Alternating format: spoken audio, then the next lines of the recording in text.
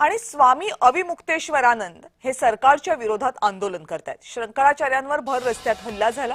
एकनाथ शिंदे मुख्यमंत्री असताना त्यांना राज्य अतिथीचा दर्जा दिला गेला होता। आज त्याच शंकराचार्यांवर तुमचे पोलीस हल्ला करतायत। शंकराचार्यांवर हल्ला होताना निषेध व्यक्त करण्याची शिंदेंची हिंमत नाहीये। शिंदे हे ढोंगी हिंदुत्ववादी आहेत असा हल्लाबोल संजय राऊत यांनी केला।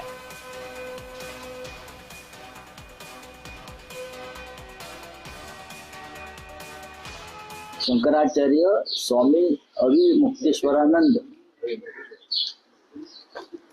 यांना ज्या पद्धतीने त्यांच्यावर उत्तर प्रदेशमध्ये काशी प्रयागराज भागामध्ये हिंदुत्ववादी योगी सरकारने त्यांना स्नानाला जाण्यापासून रोखलं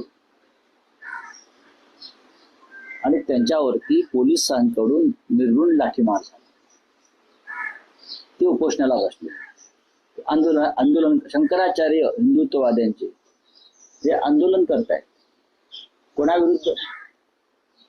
तर हिंदुत्ववादी सरकार विरुद्ध। मग ते केंद्रातला असेल किंवा राज्यातला असेल। गुरुच आहेत ना त्यांचे ते हिंदुत्ववादी। शंकराचार्यांवरती हल्ला असताना एकनाथ शिंदे गप्प बसले।